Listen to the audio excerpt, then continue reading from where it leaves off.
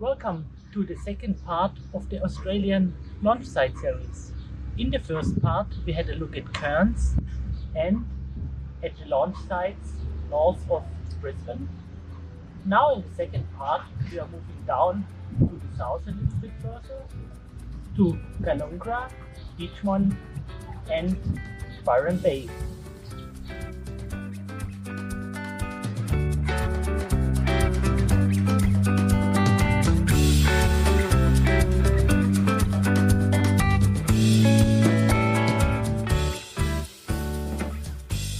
Let us start with Rosin's lookout in Beechmont.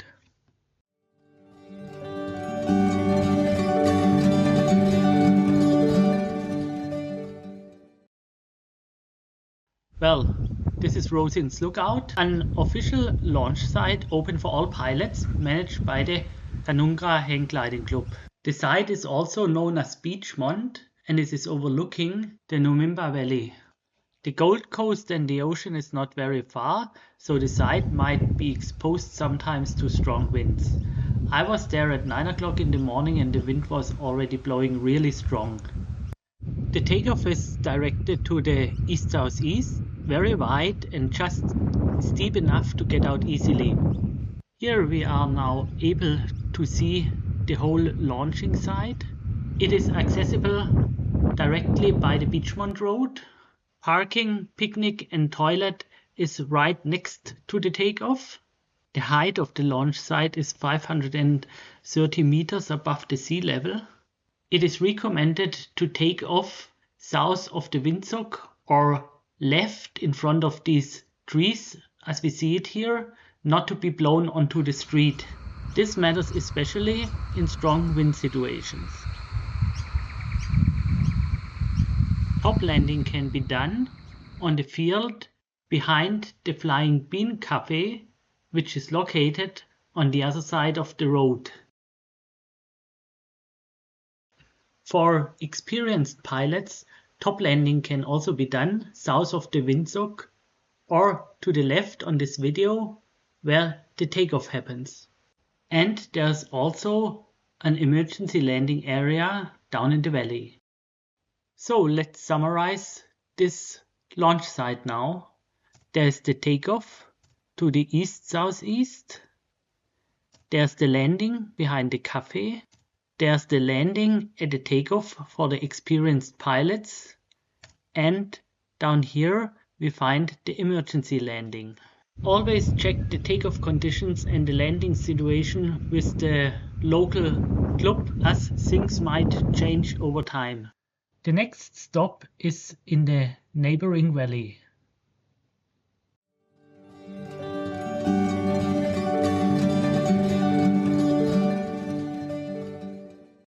Hinchies is an inland takeoff parallel to the Beechmont range. It is recommended if at Rosin's outlook the wind is too strong. The main takeoff is towards the east or the east-southeast.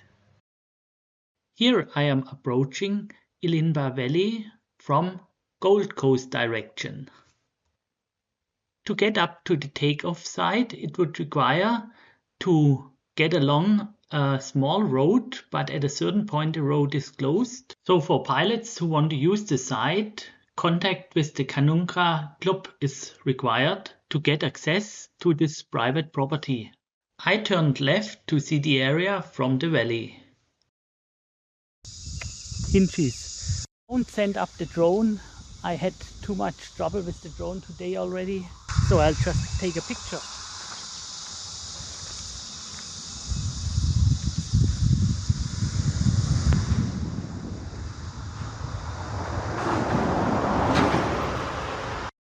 Now let's have a look at the takeoff site.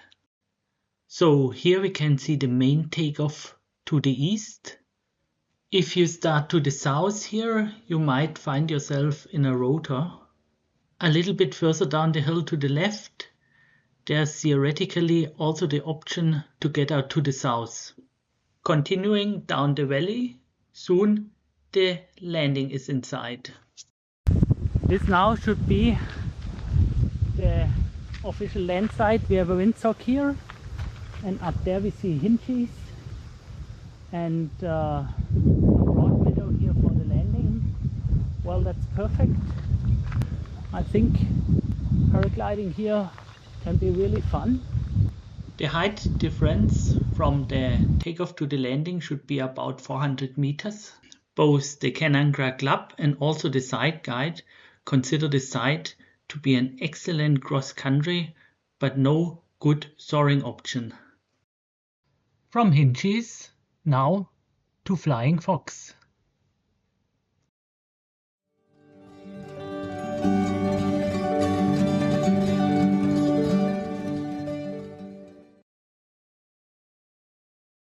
The Fox takeoff is just a couple of minutes further down the valley by car.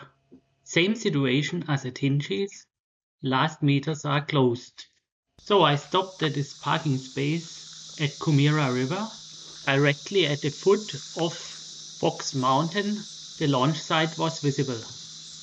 This is now the final destination in this valley, and up there we find the takeoff Flying Fox. In this picture we can see the north takeoff.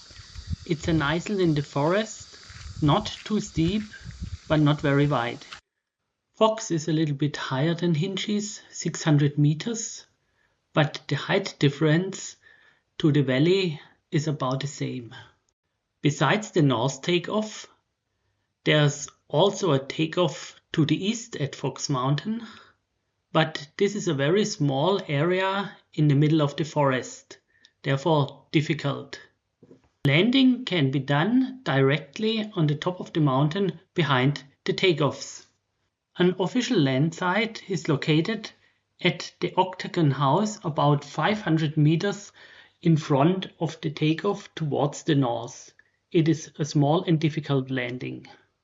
Besides the landing at the Octagon House, there are more options for landing throughout the valley. In about 3 kilometers of distance from the takeoff, there's a landing at the corner of the Tabletop Road and the Ilimba Road.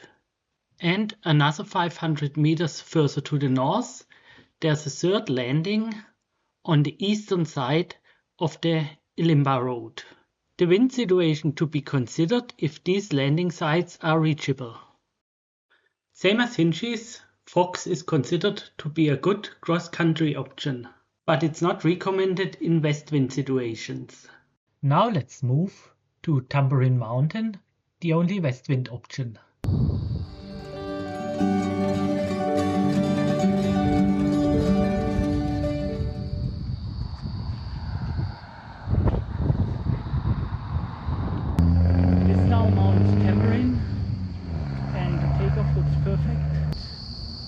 I consider it quite easy to handle. A lot of space to take off until the tree range is down there. Well, and the landing is right in front of us. So this takeoff has an altitude of 550 meters from the takeoff to the landing. The takeoff opportunities are from northwest to southwest winds. Here we can see the takeoff and the mountain range now very nicely. The whole ridge is about 10 kilometers long and flyable in west wind situations. But the coast is only 30 kilometers away, so east wind situations are more likely and the cross-country potential of this site is limited. This video provides an idea of how an east wind situation looks at this site if you look at the windsock to the left. There's a lot of information provided by the local paragliding club on an info board. The most important is about the landing. But before we come to the landing, let's have a look at the whole area. First, there is the takeoff on top of Tamborine Mountain from the northwest to the southwest. If there's nobody at the takeoff, phase landings are also allowed to experienced pilots. There's a sports complex at the top of the mountain at Long Road where top landing is permitted. There are some restrictions in place, but there's a windsock indicating the landing site. The main landing is at Wagon Road below the takeoff, where you can also find the local clubhouse. Another landing option is a little bit further down south at Hugh Mahoney Reserve. Finally, there's an emergency landing at the turf farm in Boylan. Landing here has a couple of restrictions. Every pilot should update himself before using this site. The main landing is clearly visible from the takeoff. The landing area looks more or less like this. Finally, I am approaching the top landing area at the sport complex at Long Road. Landing here should be no problem. It's a wide and open field, easily to use. One more view from the takeoff at this promising paragliding site. All these launch sites we just had a look at are managed by the Canungra Hang Gliding Club. I was also at Byron Bay because I thought there's also a paragliding launch site.